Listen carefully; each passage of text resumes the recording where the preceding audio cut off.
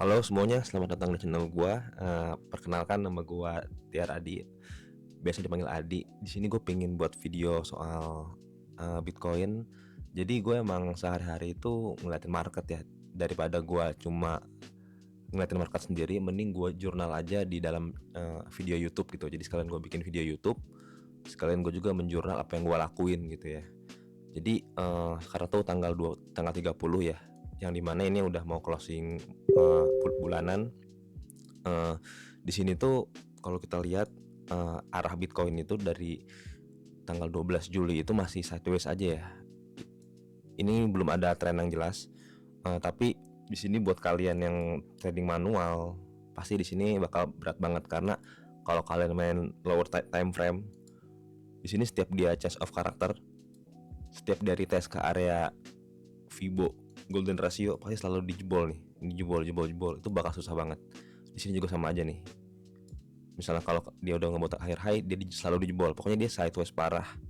Yang dimana di sini kalau buat kalian yang tipe tradernya itu yang follow the trend, yaitu kan lagi uptrend ya. Kalau kalian lagi ongoing posisi long, bakal susah banget trading di Bitcoin untuk saat-saat ini ya, karena lagi sideways parah. Kecuali kalau kalian belinya di support banget gitu, buy support, sell on resist gitu. Itu lumayan enak di saat-saat ini. Tapi kemarin juga sempat ada sweep juga di sini nih. Kalau kalian buy on support juga kalian bakal kena SL di daerah sini. Nah, kemungkinan market satu itu karena nunggu news besok ya. Jadi di besok itu di sekitar jam setengah 8 malam itu tuh ada berita-berita penting ya. Ada data penting, yaitu data PCE ya, PCE core PCE, yang dimana ini jadi acuan The Fed buat cut rate ya. Yang dimana ekspektasi The Fed itu dia tuh berharap bisa ke sekitar 2% ya. Yang dimana belakangan ini tuh malah naik ya, malah naik ke 2,7 ya gitu. Terus juga nanti malam juga ada Fed interest decision. Nah ini nih yang diprediksi forecast itu bakal sama. Di CME Fed Watch Tool juga dia kemungkinan nggak bakal cut rate 98% lah. Ini udah pingin 100% yang dimana nggak bakal cut rate. Tapi kita nggak tahu, di sini masih ada FOMC press conference-nya. Nah ini yang kita nggak bisa tebak si Powell tuh bakal dovish apa bakal hawkish di nextnya gitu. Tapi kemarin si Donald Trump juga yang di interview bareng Powell itu sempat nyolek Powell buat cut rate gitu. Dan juga sempat ada nyindir soal kasusnya Powell yang dimana dia bikin bangunan gitu sampai 3, sekian billion, tapi Powell sendiri tuh nggak sadar bahwa tagihan itu tuh sebenarnya tuh itu bangunannya sudah jadi 5 tahun yang lalu, tapi sama Trump tuh diklaim kalau sekarang tuh masih dibangun gitu ya. Ini drama sih sebenarnya. Nah makanya ini udah secara nggak langsung si Trump ini lumayan agak ngancem Powell gitu kan. Udah ada isu mau dikasusin kan sebenarnya. Ya jadi itu buat news penting di malam ini sama buat besok. Di malam ini jam 1 sampai jam setengah 2 tuh ada interest rate decision sama FOMC ya, press conference, yang dimana kalau interest rate udah pasti nggak berubah. Kalau press conference-nya kita masih abu-abu. Dan juga besok malamnya jam setengah 8 tuh ada PCE. Nah ini nih kita berharap PCE turun kalau misalnya Powell pingin cut rate, jangan sampai naik lagi nih, jangan sampai ke 2,8, 2,9, jangan sampai lah. Kita berharap malah turun ke 2,5, 2,6 biar The Fed bisa cut rate dan juga bisa lanjutin likuiditas di market. Nah terus untuk trading plan-nya gimana nih buat kondisi saat ini? Nah yang pasti gue tuh pasti bakal nurunin risk per trade-nya tuh bakal gue turunin. Yang biasanya mungkin gue risk per trade-nya itu 1%, 2%, mungkin gue bakal turunin jadi setengahnya, yaitu mungkin 0,5% sampai 1% gitu. Nah itu mungkin boleh kalian ikutin juga, karena pasti besok malam sama nanti pagi pasti akan ada fluktuasi harga pasar yang benar-benar gila gitu, karena banyak banget berita-berita penting gitu sama news penting yang bakal keluar gitu. Nah buat setupnya gimana gitu. Nah gue tuh selalu beracuan pada ini liquidation heat map gitu. Jadi gue bakal cari area-area tertentu yang sekiranya bakal potensi untuk pergerakan harga Bitcoin. Jadi gue tuh jadi acuan ini sebagai mapping gue gitu, mapping untuk arah pergerakan Bitcoin ke depannya. Karena so far kalau gue liatin itu tuh, kalau kalian yang trading, yang buat yang intraday atau yang swing, itu kalian harus banget liatin ini, karena biar kalian tuh nggak kegocek, apalagi di market Bitcoin, di market crypto gitu. Nah, untuk lo tuh gimana gitu? Biasanya gue itu pakai dua website gitu, pakai yang CoinGlass sama yang CoinEng gitu. Nah, bedanya apa sih? Bedanya tuh kalau yang CoinEng ini dia itu uh, satuan dari semua exchange gitu. Jadi dia tuh kumpulan-kumpulan gitu. Jadi dia nggak bisa di breakdown per exchange gitu. Jadi dia yaudah, dia cuma jadi satu tampilan aja data gitu. Dan ini sebenarnya ada kekurangan, ada kelebihannya. Kalau kalian pingin data cepet, ya kan dari CoinEng gitu, kelihatan gitu. Oh, berarti di sini dari berbagai exchange udah kelihatan nih, di sini ada liquidation gitu. Nah, terus juga kalau di CoinEng juga kalian bisa ngelihat selain Bitcoin ada Ethereum, ada yang lain-lain. Tapi kalau menurut gue pribadi, gue jarang banget trading altcoin pakai liquidation heatmap, karena percuma menurut gue mending pakai Bitcoinnya aja, karena percuma altcoin tuh kan pasti ngekor Bitcoin juga gitu. Nah, kalau yang CoinGlass itu bedanya adalah dia tuh bisa di breakdown per exchange. Nah, ini yang gue suka. Jadi kalau misalnya di CoinGlass itu udah kebayang di sini, kita bisa breakdown lagi dan verifikasi gitu. Kira-kira bener nggak sih ada di area situ gitu. Nah kalau di sini gue ngelihat pertama dari exchange Binance dulu gitu kan. Buat yang 2 minggu itu biasanya kemungkinan itu tuh harga yang bakal bergerak secara majornya gitu. 2 minggu sampai sebulan itu tuh biasanya pergerakan majornya kemana gitu.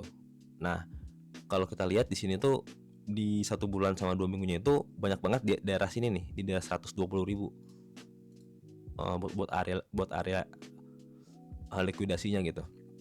Nah, buat yang 24 jam sampai yang 3 jamnya ini, sampai seminggu ini, biasanya itu tuh buat nentuin kapan kita entry dan kapan kita, dan dimana kita letakin stop loss sama take profit gitu. Kalau take profit sih udah jelas di yang 2 minggu ini ya. Ini take profit kemungkinan di 120.000. Nah, kalau misalnya cara entry-nya, kalau kemarin tuh gue sempat entry juga. Jadi kemarin tuh gue entry di sini. Nih. Di sini. Yang gue tuh entry di saat dia tuh kena di 117.000, karena kemarin itu di sini tuh tebel banget. Warna putihnya tebel banget. Nah, jadi biasanya kalau gue pribadi setiap hari itu gue pasti marking di chart gue tentang liquidation yang ada pada hari itu gitu. Jadi kan liquidation ini kan tiap hari kan bisa berubah-ubah kan datanya gitu. Jadi biasanya gue catat di chart aja gitu. Nih, kemarin di sini gue nih tebel banget. Ini tebel banget kemarin nggak setipis ini gitu. Makanya biasanya gue marking.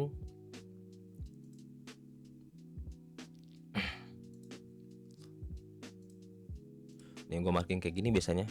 Kemarin tuh gue di sini ada kemarin. Nah, jadi kemarin gue tuh entry-nya kayak begini. 117.000. SL-nya itu di yang sepinya ini di 116 ribuan di sini nih kemarin gue SL-nya. Nah, di sini targetnya baru di area yang 2 minggu tadi. Di sini 120.600 lah. Nah, di sini target gue gitu. Ini aja udah bisa dapat 3R lebih lah, lumayan gitu kan. Di sini gue masih running profit gitu. Nah, karena per hari ini kita ngelihat tuh ada liquidation heatmap di area 120.500, jadi di sini gue pingin tandain buat hari ini. Nah, di sini tuh ada liquidation, kita tulis 2 minggu gitu, 2W gitu. Nah, ini buat gue jurnal juga nih. Nah, ini 2 minggu di daerah sini harganya, dan di bawahnya nggak ada sama sekali. Yang biasanya lebih enak justru kita bisa jadi lebih yakin harga bakal ke atas. Jadi kesimpulannya adalah kalau buat harga itu sendiri, kalau menurut gue ini bakal naik dulu sampai 120.000 based on liquidation heatmap ini. Dan kalian juga bisa ngeliat juga tuh. Jadi ini kan baru dari Binance ya. Jadi biar kalian memastikan lagi gitu, kalian bisa aja coba cari selain Binance, misalnya kita cari top exchange yang di dunia gitu ya, kayak Get.io gitu. Kalau emang pada serentak sama, itu probabilitasnya pasti bakal bener. Nih, ini oke sama juga di 120.000. Di Bybit, lihat.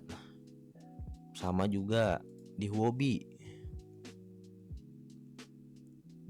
Sama juga di Bitget. Sama juga, parah ini Bitget udah over banget sih. OKX. Sama juga ya. Pokoknya ini udah pasti semuanya sama sih. Nah, jadi kesimpulannya gimana? Jadi kalau kesimpulannya, kalau menurut gue pribadi, gue itu ekspektasi harga itu bakal naik dulu ke 120.000 dari sini ke sini. Nah, setelah dari sini kita bisa ngelihat lagi di koin Ang, di yang data yang global. Itu tuh di time frame 1 bulan ya. Dia itu ada liquidation di area 122.000 ini nih. Meskipun tipis, tapi ini lumayan gede. Tapi in the end dia tetap bakal ke bawah ke 113.000 gitu. Jadi roadmapnya itu, mappingnya itu di time frame gede. Kalau ada yang warna putih tebel ini kayak begini, berarti kemungkinan itu adalah mapping buat arah ke depannya gitu. Tapi kan di tengah-tengahnya kita kan harus antisipasi juga ya. Nah, cara antisipasi di tengah-tengahnya itu kita ngelihat yang lower time frame-nya. Secara time frame sebulan kita ngelihat datanya bahwa di 113.500 tuh ada kemungkinan kita bakal visit ke situ. Tapi sebelum ke situ, best case-nya itu kita bakal ke 122.100. Ini best case. Jadi kemungkinan itu kita bakal kayak gini lah. 122.100. Nah, habis dari sini kita konservatifnya itu bakal ke 113.000 gitu. Nah, ini kalau liquidation nggak berubah ya. Makanya apa yang gue bilang tuh tadi tuh, kita tuh harus selalu catat area liquidation tuh tiap hari gitu. Kalau misalnya sama ya udah jangan diubah, kalau misalnya beda kan harus ngubah gitu. Nah, ini ada di sini sama di bawah situ ada ya. Nah, gitu. Nah, kayak begini. Nah, kira-kira mungkin nggak bakal kayak gini? Kalau kata gue mungkin. Kenapa? Soalnya di area 113.000 ini ada fair value gap yang belum keisi, sama ada CME gap juga yang dimana mostly probabilitas CME gap ditutup sangat tinggi banget gitu. Nah, ini tuh ada pas banget di 113.500 ya, di daerah sini nih. Jadi possible bisa kesana gitu, soon or later gitu. Sekalian kita ngebuat pattern reversal gitu. Mungkin bisa jadi kita naik ke area 122.000 itu mungkin bisa cuma ngebuat double top gitu kan. Ya kan? Bisa jadi kayak gitu. Kita cuma bisa ngebuat double top di sini. Terus baru kita confirm reject gitu. Bisa jadi kayak begitu. Nah, untuk worst case-nya itu yang tadi gue bilang, di beberapa exchange itu udah ada yang mengarah ke 106.000 itu jauh banget gitu. Itu butuh katalis lebih dari CME gap kalau menurut gue. Tapi kalau di coin ini masih kosong sih. Tapi kalau yang di Maxi sama di Get.io ini lumayan tebel nih. Nah, ini lumayan tebel banget nih. Ini gue tandain aja kali ya, Get.io sama CME gitu di sini ya. Nih, ini udah lama banget ininya, belum ke visit Get sama Maxi 1M 1 bulan gitu. Nah, kurang lebih gue kayak begini sih buat analisa trading gue gitu. So far so good. Nah, apakah ini bakal kejadian selama liquidation yang nggak ada perubahan apa-apa di time frame yang gedenya gitu, di time frame sebulan sama 2 minggunya, ini probabilitas chance-nya bakal kejadian itu sangatlah besar gitu. Ya udah, kita lihat ntar aja lah, kita lihat besok atau kapan akankah dia menyentuh ke area-area yang udah gua marking ini gitu kan. Dan nanti kalau udah ke sono mungkin gue bakal take profit gitu, dan gue bakal wait and see di area sini, di area 122.000 itu gue bakal wait and see. Kalau misalnya pas dia naik harga ini di atasnya tuh nggak ada liquidation, kemungkinan gue bakal nge-short kalau nggak ada liquidation. Tapi kalau pas dia naik ke sini makin banyak makin tebel, itu gue mungkin bakal wait and see aja gitu, bakal ngelihat aja dulu gitu. Tapi kalau di sini nggak ada tapi di sini banyak, di bawahnya banyak, berarti kan yang ngelong itu makin makin gila ya. Nah, di saat semuanya udah pada ngelong, disitulah market dibalikin gitu. Ya mungkin itu aja yang bisa gue buat di video kali ini. Mungkin masih banyak kekurangan di video gue yang pertama ya. Mungkin kan pusing nih ngelihat gue dua-dua gini ya, soalnya gue juga belum ada setupnya gitu. Gue lagi pesen webcam juga biar ada facecam. Mungkin di video nextnya gue bakal improve lagi biar video makin enak. Oke, mungkin itu aja video pertama gue. Terima kasih yang udah nonton dari awal sampai akhir ya. Oke, see you guys in the next video. Bye bye.